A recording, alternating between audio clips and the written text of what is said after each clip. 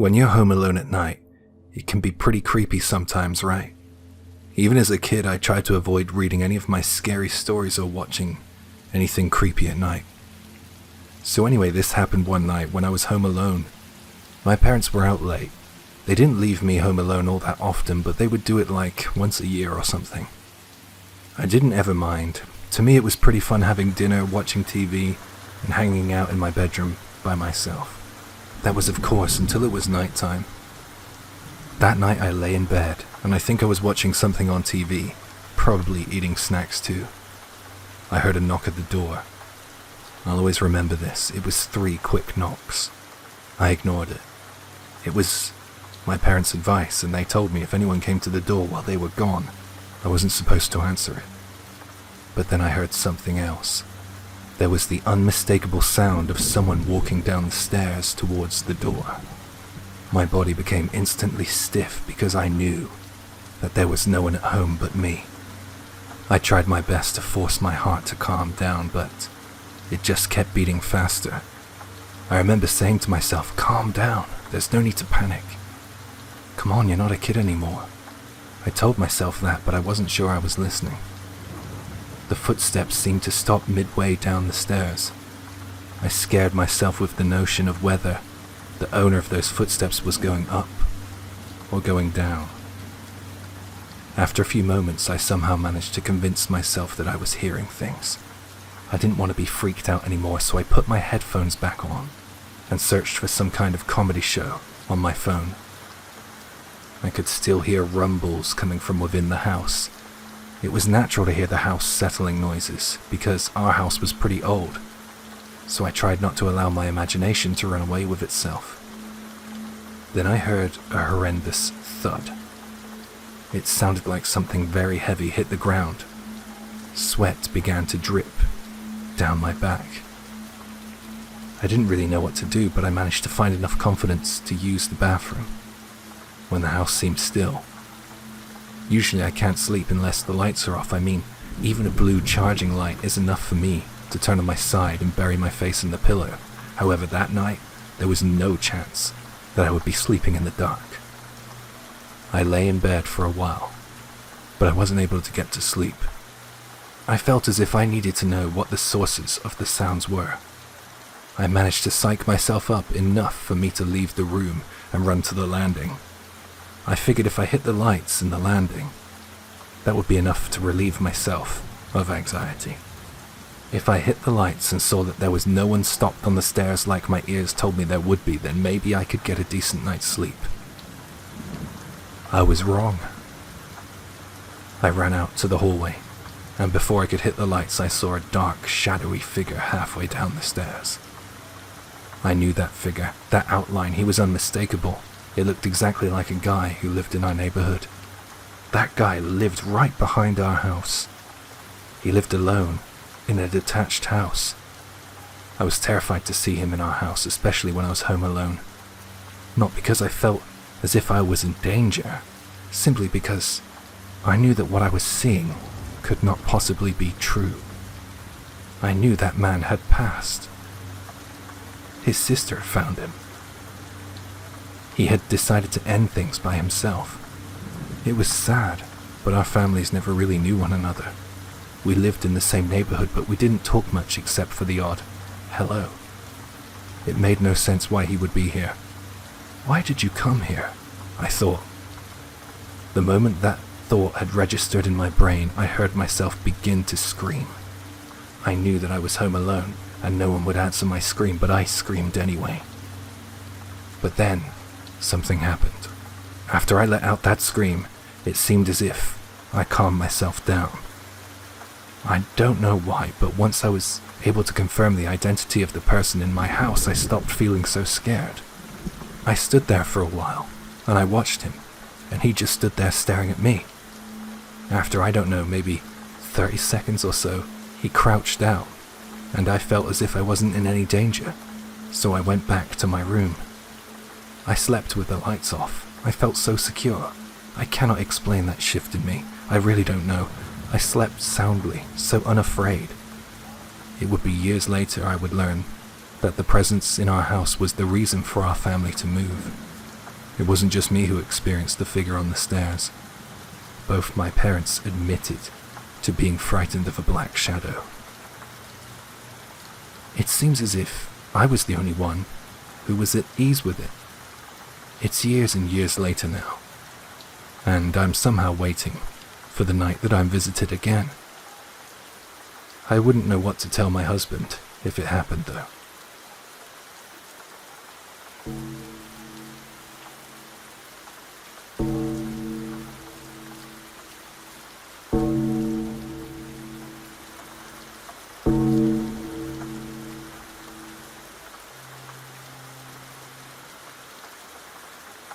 This period of my life started out as something very positive, but quickly spiraled into one of the darkest periods of my life, and the whole thing just feels like a blur in my memory.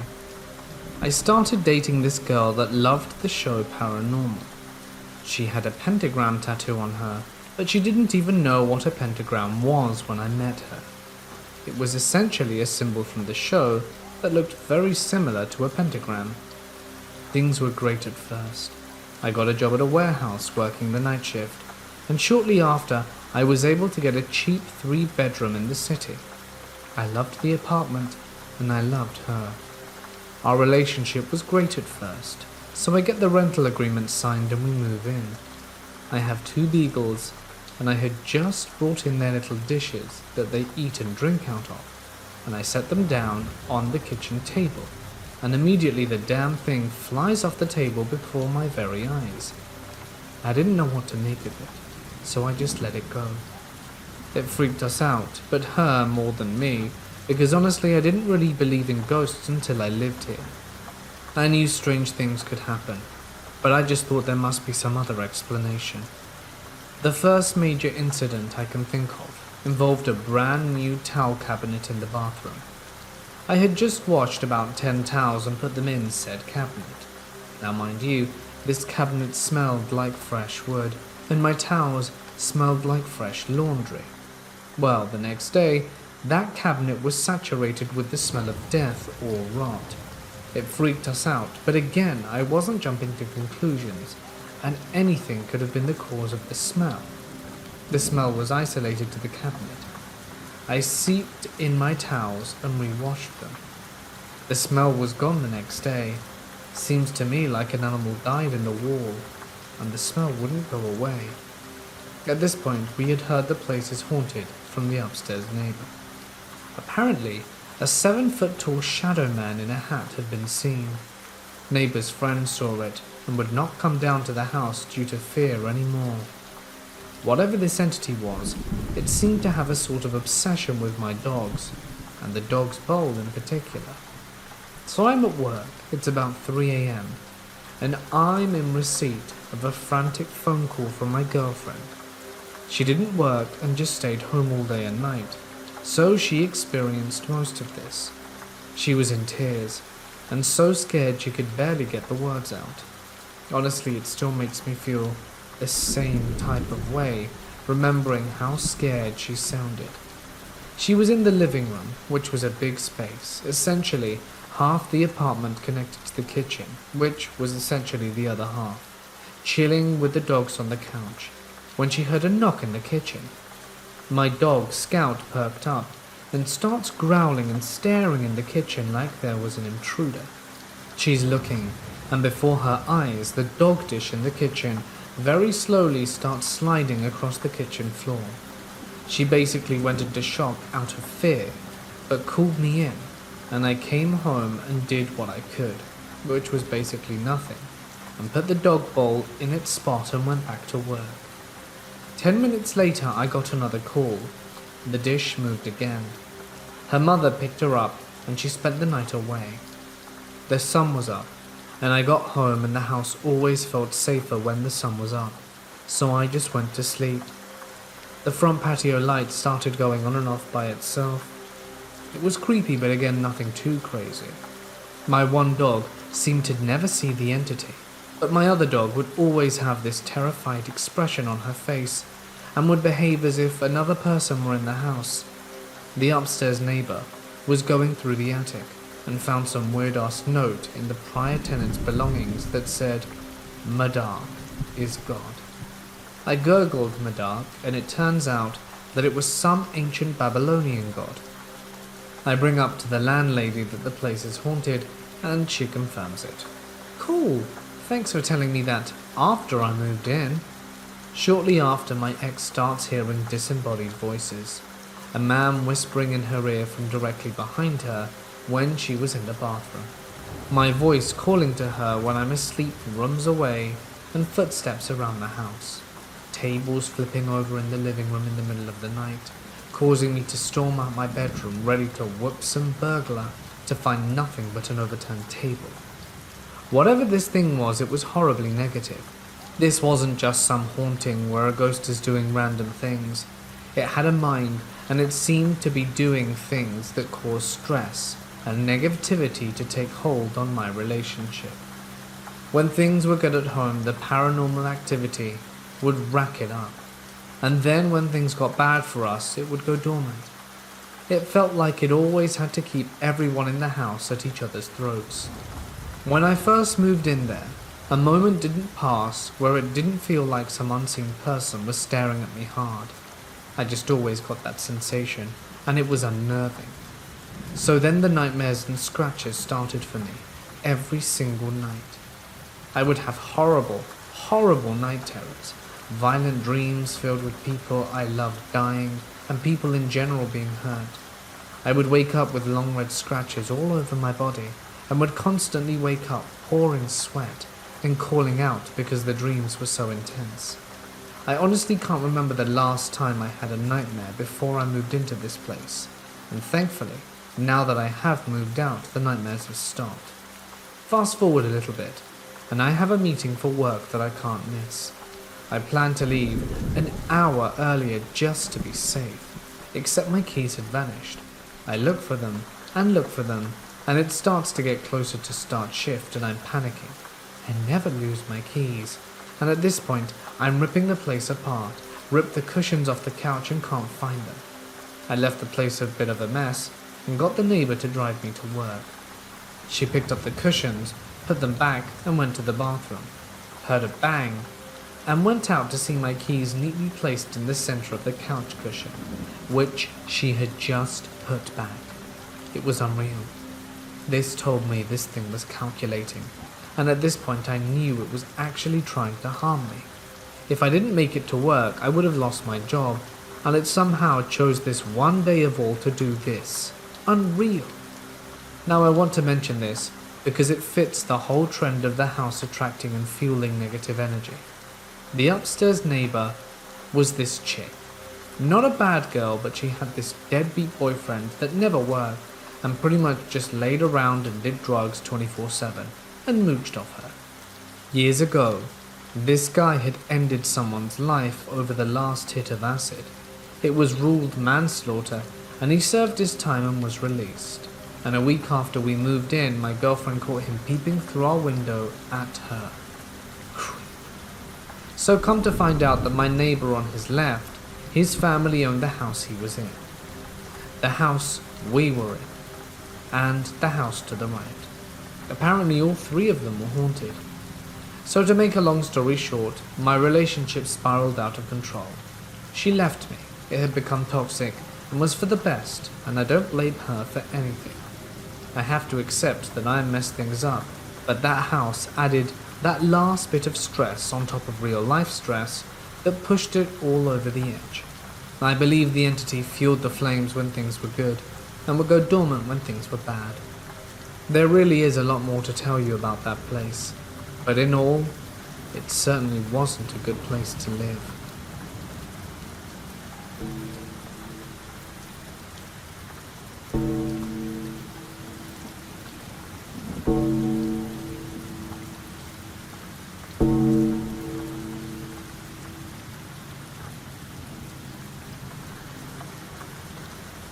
I often walk my dog in my quiet neighborhood.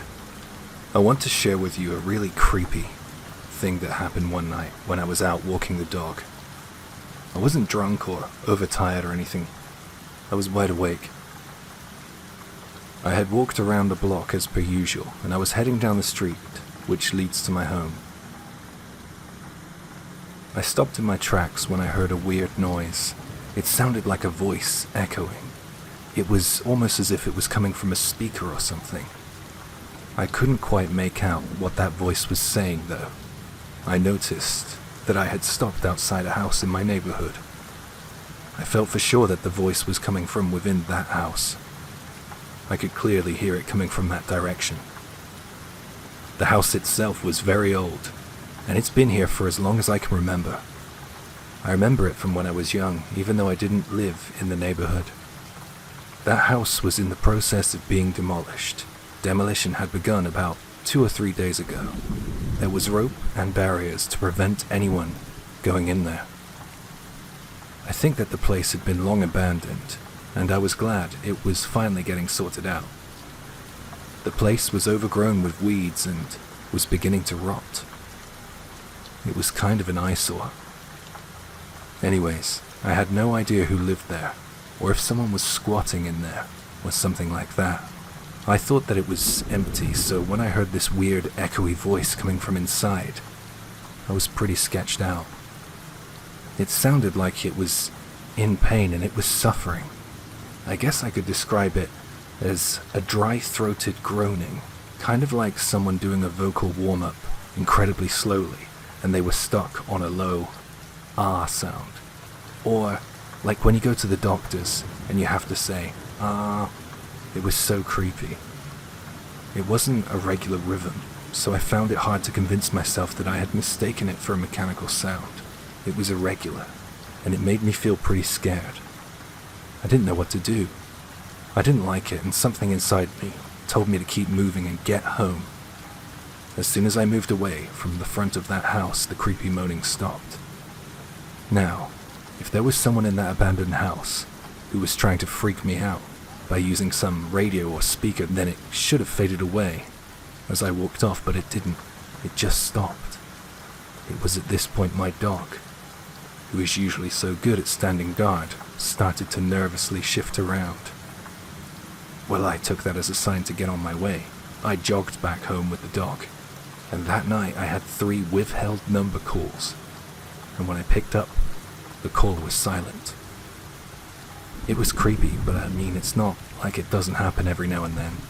It was just coincidental, I guess. I was pretty spooked out that night, but nothing else happened. I found out something a little later on. Since I was curious, I used every opportunity to ask my neighbors and the people who lived in the neighborhood about that house. It turns out that there was an old man who lived in there by himself until a few years back, when he passed away. His wife passed away a few years before he did, and they had suffered from the same disease. His son and his wife decided to sell the land the house stood on, and that's why it was being demolished. I don't know all the details, and I could never take hearsay as gospel, but the story around the neighborhood was that the old man and his wife suffered with a disease that affected the lungs and the throat. The disease apparently led to a long and painful death for the old man. He took that road alone in the home. He saw out his final days in apparent agony. So I can't help but think that that moaning sound I heard that night could have been him. Perhaps his spirit is still in there. It was really creepy, but I hope he's at peace now.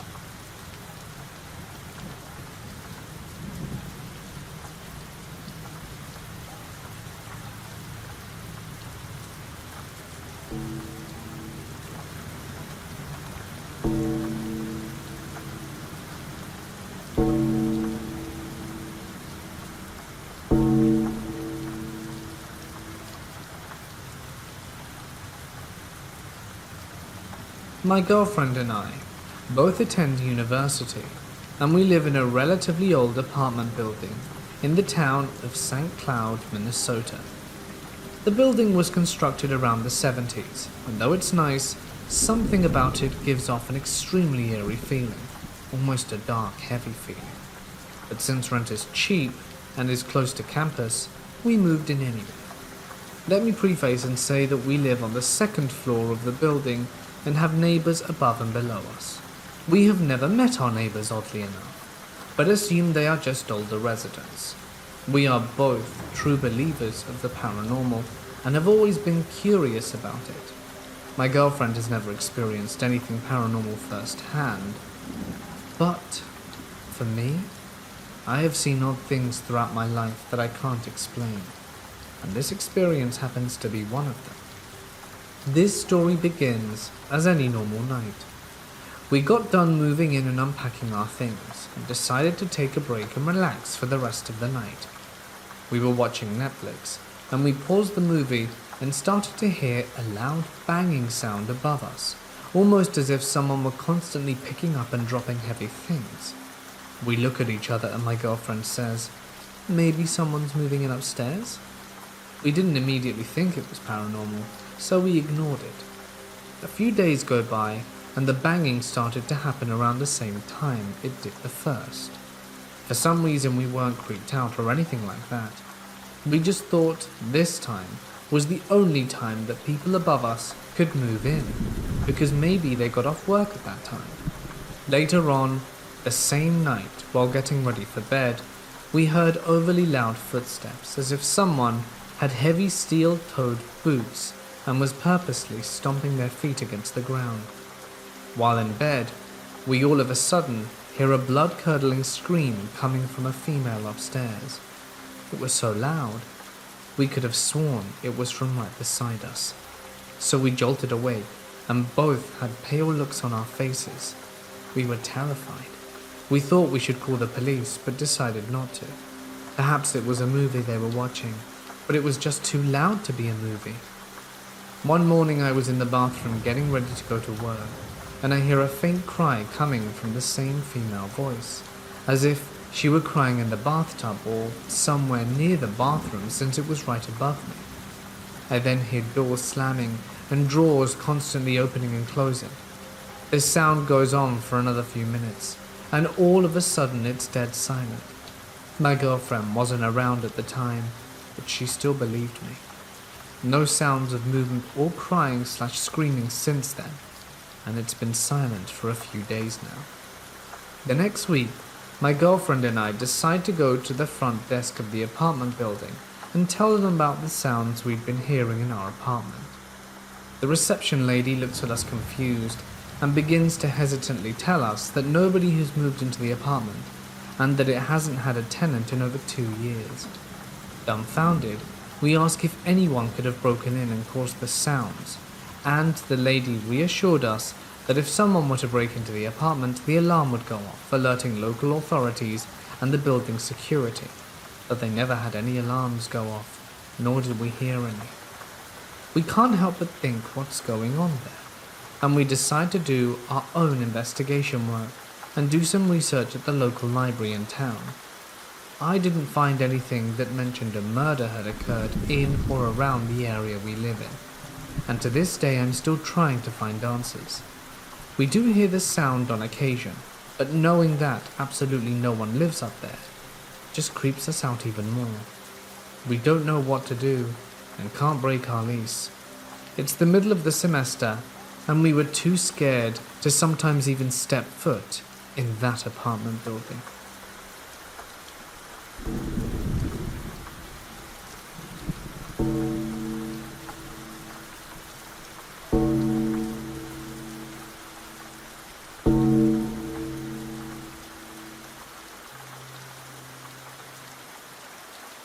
I work for an apartment management company, kind of like real estate. I've been working here for a long time. I'm sure if you ask a lot of people in my line of work, you would likely find some with strange and creepy stories to tell. The company I work for owns about 12 buildings, and I manage them pretty much single-handedly. The way the company operates is by buying up properties on the market whenever they're cheap. This means the buildings we get aren't ever of the highest quality, and there's always a lot of work to do to get them up to scratch. I want to tell you about one of these properties. It's an apartment block and it's about 25 years old. We've been the owners of it for about 3 years now. The apartments in the building were all single apartments. Usually, our company would compete with others and attempt to outbid one another when it came to this building, but there wasn't any interest from any rival companies. When I looked over the tenancy agreements for the current residents, I got confused. It was as if every contract was different, and the rent payment plans were all over the place. It didn't seem normal at all, but having paying residents was a pretty good situation to be in. I guess it's kind of rare in auctions. There were 3 vacant apartments too, so there was money to be made. 2 had been empty for less than 6 months, but 1 apartment had been unlived in for much longer, and that was apartment 401. I found this strange because 401 was a corner apartment, and should have gotten some good sunlight. I went to check out the building. 401 seemed to be the oldest looking apartment. It was really dated compared to the other 2 apartments. It hadn't been renovated, and I didn't know why. I guess since the building owner was selling up, he must have had some money issues and never got round to updating that 1 apartment. 401 was a pretty standard looking single apartment. The window was to the right, and the veranda was at the back. It had a small chest of drawers, a closet, 2 TVs, and various storage boxes. In the walk-in wardrobe, there was some bedding and a whole bunch of small items. Frankly, it was a bit of a mess in there. It looked as if someone left in a hurry. So I was in 401, trying to tidy it up. I was throwing things out. I wouldn't usually be cleaning up alone, but I was eager to get some photos of the dimensions and current state of the place. I'm a person who never really picks up on any kind of vibes. I've never had a paranormal encounter or anything like that, but when I was in that room, I felt as if someone was watching me. I tried to ignore it, but as evening slowly grew into night, I couldn't escape that feeling. I felt so uncomfortable when I suddenly smelled the scent of something unusual. It was as if I had just walked into someone else's house. You know, like each house gives off a certain kind of smell or scent perhaps? It was like that, the scent of life in a long, dormant shell of a home. It was chilling. There was a full-length mirror hanging from the wall, and I found myself constantly looking up at it. The mirror was attached to the wall, and it seemed as if it would take some doing to get it off. I didn't want to look at the mirror anymore, so I shifted and faced away from it while I continued working. After things were slightly tidied up, I measured for a floor plan, and I snapped a few photos, and I headed back to the office. I decided to get in touch with a firm we use for renovations and ask for a contractor to take a look at the photos I took. A few days later, I got a call from the renovation company, and we got them to give 401 a fresh look. During the first day of work taking place, I got a call from the renovators, and it went a little like this. Hi. It's kind of hard to describe, but there's something in this apartment. What are you talking about? What? Wood rot? No, it's not that. It's just me and the contractor are now in the apartment, and it's, well, actually, you better probably come down here if you can. Well, I headed down there to see what all the fuss was about, and the 2 renovators led me to the full-length mirror. Would you mind taking a look behind the mirror? We've pried it away from the wall and, thought you should see this. I looked back there. It was black with soot, but I could see something else. All these strange religious talismans and cryptic symbols. Something wasn't right there. In my line of work, you have to expect unpleasant surprises from residents. Accidents, pretty much anything can happen. But when you see something like that, some kind of religious or cult stuff, well, for me, it just plain spooks me out. In addition to these weird things being found behind the mirror, one of the renovators complained of having a splitting headache and he had to go home. I asked the other guy what he thought of the place and if he was alright. He said to me, "Off the record, I've been on plenty of jobs, but none have weirded me out as much as this one. Something about that mirror, man. I don't like it, and I don't scare too easy." Well, we pushed on with the renovations. Actually, I had a Buddhist friend come and purify the place. Just in case. When the renovations were complete, the search for a tenant quickly began. After about a month, a suitable tenant was found. I set the rent a little lower to entice someone in. The tenant was a woman in her 50s, a great candidate. She had been hospitalized for some time and she needed a place to recuperate, so I figured she was ideal. I'll put it another way, I wasn't worried about noise complaints. She was very pleasant and soft-spoken. Things seemed fine, and after a while I kind of forgot about apartment 401, but about a week or so after her move-in day, I got a noise complaint call from apartment 402. The resident said that the woman in apartment 401 was screaming at night, incomprehensible words while hitting the walls and throwing things around. I couldn't really believe that could be true, so I decided to stop by and ask some of the tenants on her floor how things were going, just in case they wanted to mention anything. They didn't need much encouragement. They told me all about their new neighbor. They said that she would burst out of her apartment and into the hallway at night. One told me some of the phrases she heard her shouting as she passed through the hall. "The man is watching me from the ceiling, through the gaps in the ceiling. Someone keeps bringing home women at night. This guy's either horny all the time or I'm living in a goddamn red light district. He's not gonna coerce me. He's not gonna coerce me, no." From what I heard that day, the police had been out several times too because she had been shouting this kind of nonsense from the veranda late at night. I knocked on the door of apartment 401. The tenant answered the door. To me, she looked entirely different. She had a discerning glare as she opened the door, completely eagle-eyed. She started the conversation with, "I can't sleep at night. Someone's watching me from the ceiling. It's like I'm under constant surveillance. Someone is watching me from dusk till dawn." I went inside to see what she was talking about, and there was a hole in the ceiling of about 30 centimeters. I couldn't be certain that she made the hole, or if indeed some other mysterious voyeur did. I decided to offer her out of her tenancy lease, for the good of the building, an offer she happily and readily accepted. I had to consider her welfare since she hadn't long been discharged from hospital. After she moved out, I hired the same contractor to help repair that hole in the ceiling. I got a call from him shortly after he arrived at the apartment.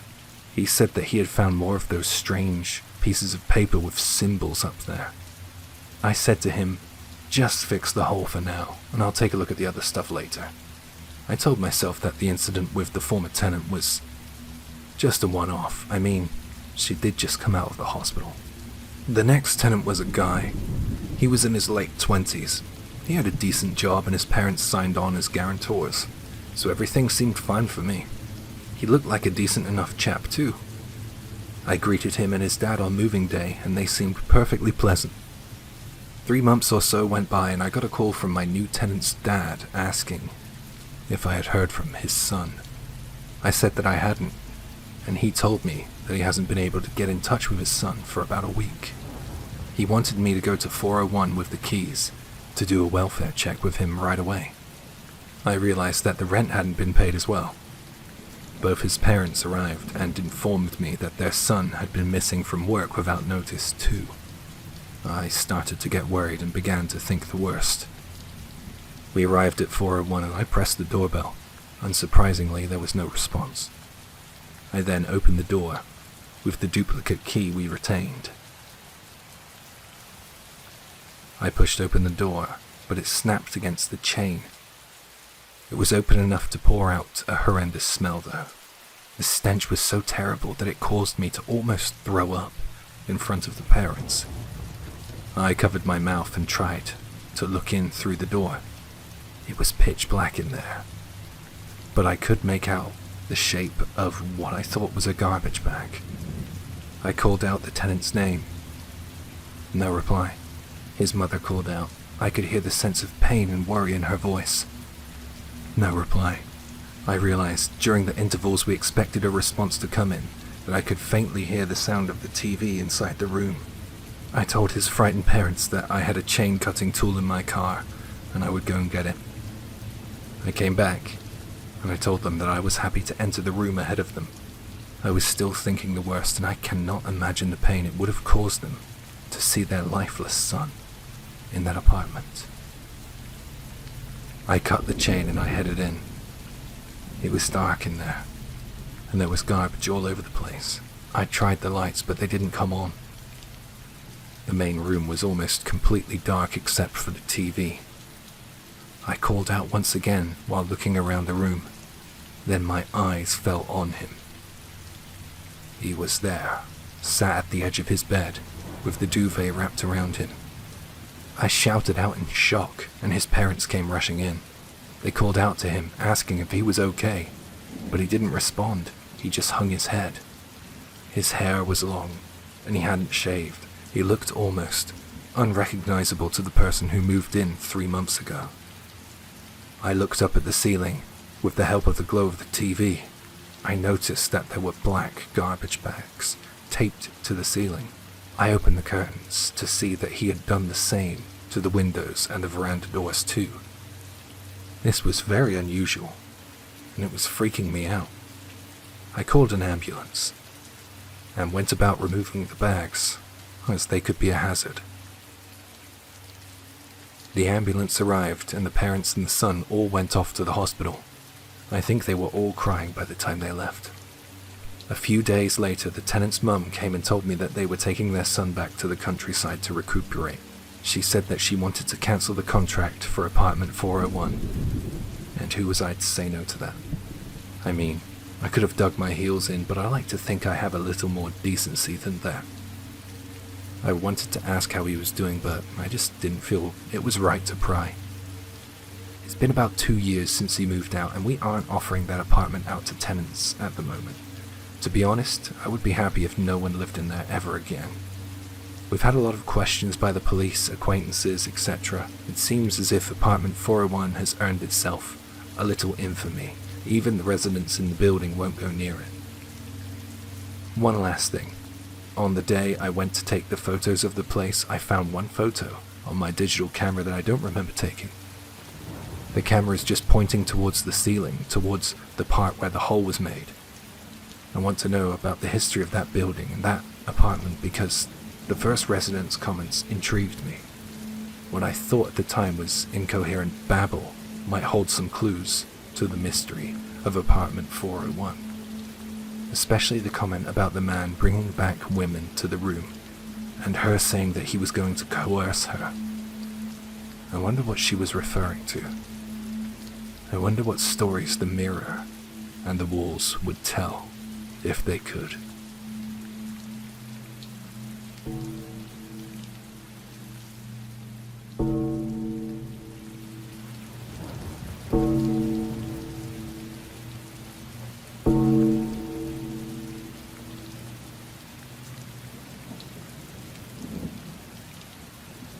When I was about 8, we moved into this rundown house, which I later found out that the entire area used to be a First Nation camp, but there was a huge landslide some 100 years ago, and so the entire area is pretty much houses in a baseball stadium built over an ancient burial ground, and doors would slam and my dad was thrown from the wall point to point.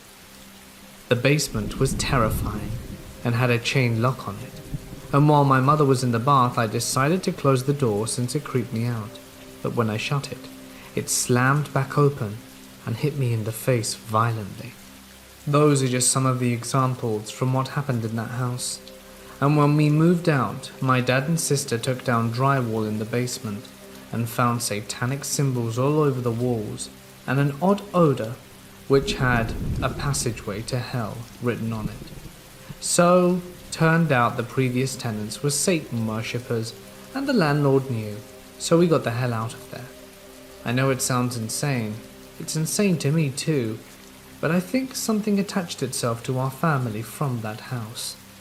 When I was 11, I was looking for my shoes when I opened a cupboard in the basement, and I felt someone breathe on my neck, and a male voice whisper, "Thank you," in my ear.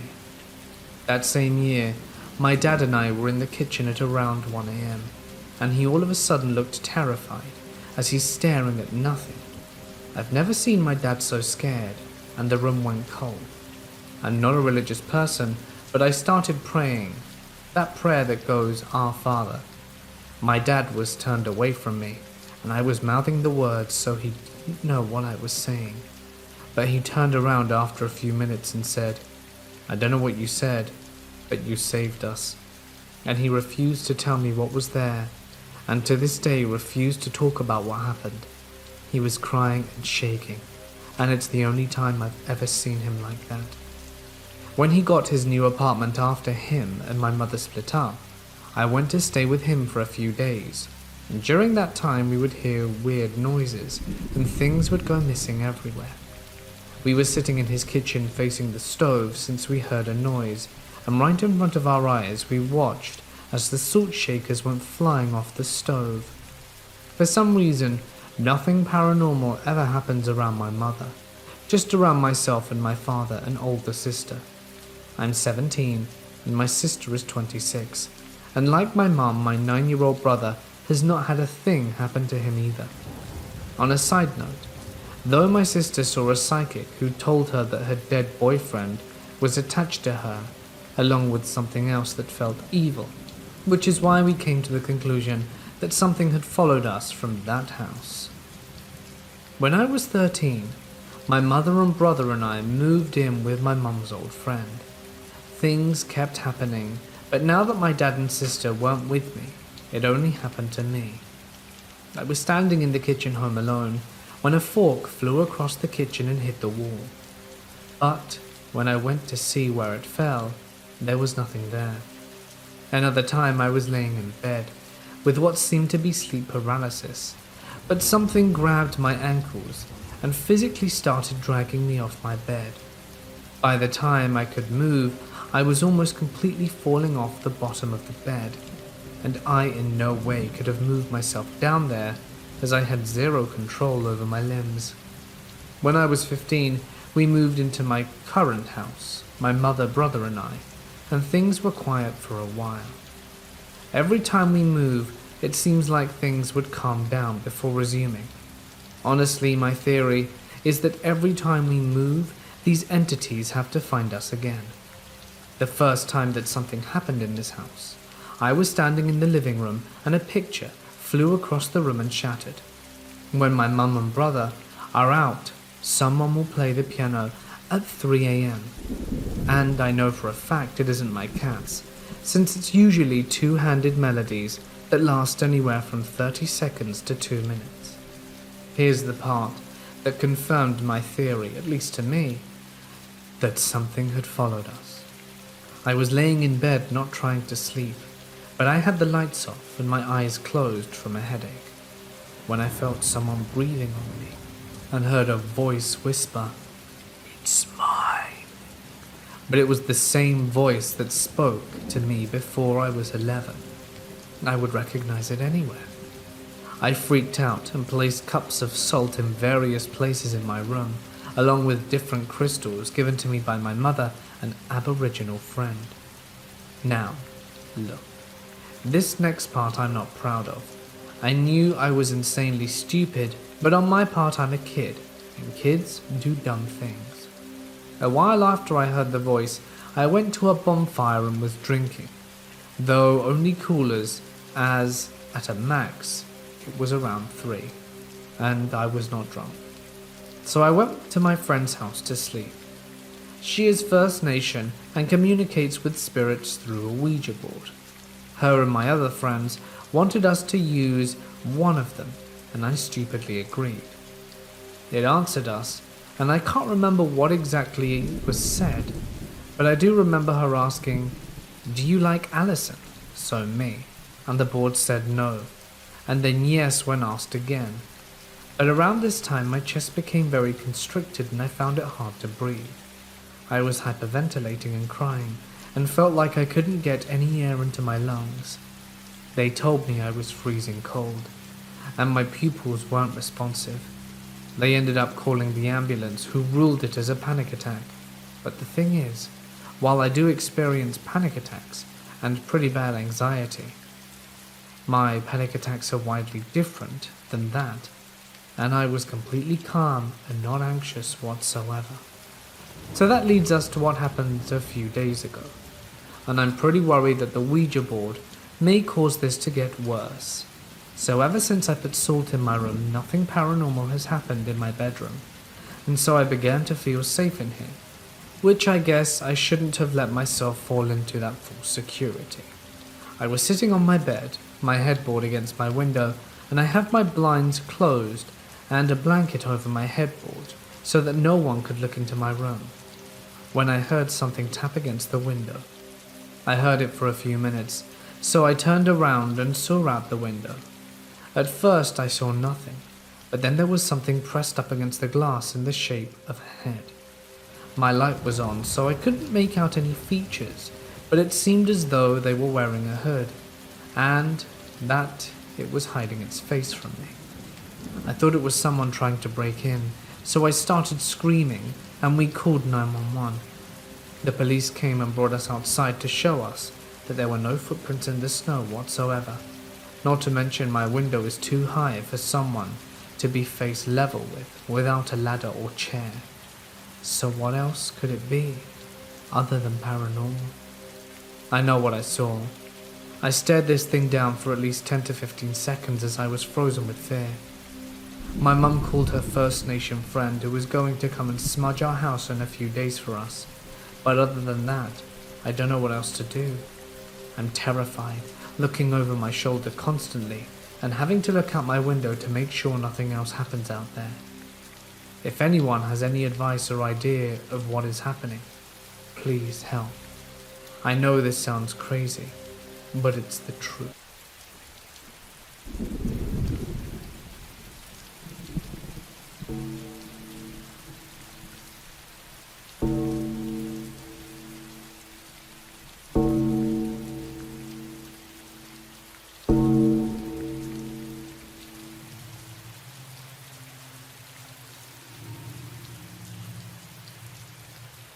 When I was a teenager, I used to hang out all the time at my friend's apartment. He lived in a 3-story building on the middle floor. His place was pretty old and small, but it was nice enough. Because it was only a 3-story building, there was no elevator, so I would often run into residents on the stairs or in the communal areas. There were some young people in there, mainly women. Everyone was nice and everything seemed very neat and tidy. The building didn't feel as old as it was. I often crashed at my friends, and on occasion I would hear footsteps, more like frantic running and banging, at night. It always surprised me when I heard it. My friend didn't seem to mind the noise, so I didn't complain to him about it. My friend also was really proud of his apartment, so it felt wrong to do that. I kept going to my friend's house, and I kept hearing noises from upstairs. I couldn't help but think that there was a resident I haven't ran into up there.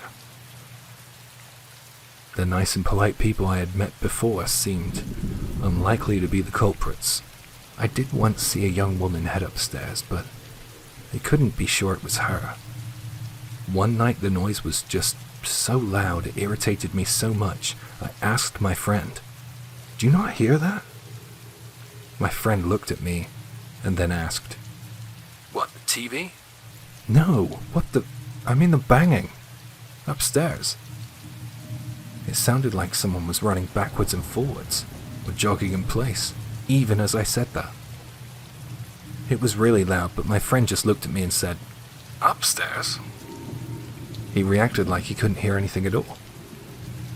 This was when I first noticed something was wrong here.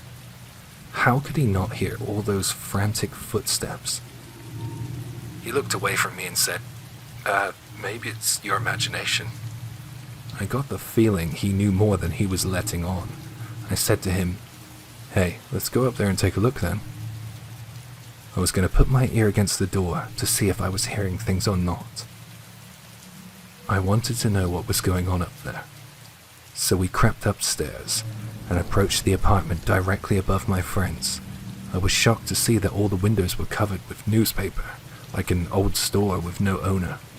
The postbox had been taped shut too, to indicate that no one lived there. But it wasn't just this apartment. All of the apartments on the 3rd floor were like this. It was only the apartment above my friend's with the newspaper covering the windows though. The other 2 apartments just looked unoccupied. Despite all this, My friend and I put our ears against the door above his apartment and listened intently. But of course, we couldn't hear anything. Then suddenly, as we turned to leave, we noticed that we weren't alone up there on the 3rd floor. The young woman I ran into before was out in the hallway and she said to us, "Who are you guys looking for here?" We left in a panic without answering her question. I couldn't get to sleep easily that night. The footsteps didn't stop above our heads either. What was she doing up there? I should have asked her. My friend admitted to me in the morning that he had been hearing the noises the whole time and he knew that the apartments up there were empty. He didn't want to admit it, but he was just afraid. But after a little convincing, I managed to get him to call the landlord and have him check out the place. The landlord reluctantly came to the building to open the door to the apartment above my friend's.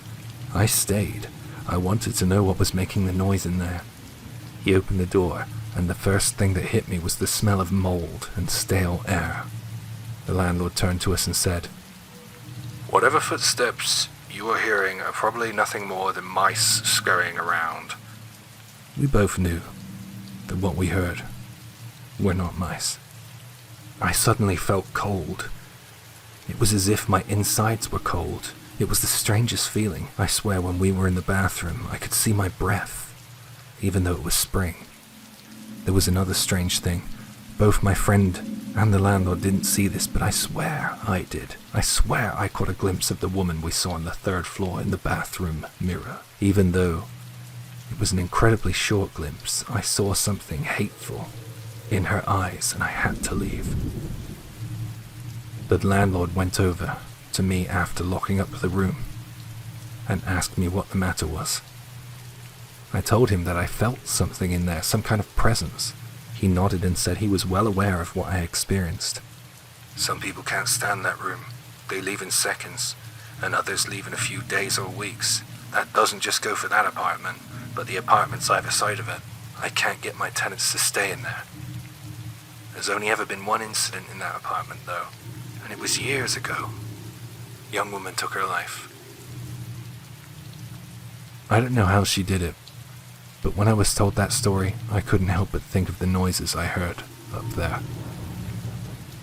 It wasn't the sound of running. No. Perhaps it was the sound of struggling. My friend decided to move out after that, and it wasn't long after that the building was demolished. The demolishing might have been a coincidence, as it was pretty old, and even the landlord admitted that he thought there was mice in there. He would have probably taken any offer he could on the building, or the land it stood on. Anyway, I remember those nights at my friend's house, and I still hear the sound of those footsteps, frantically, against the floor above our heads.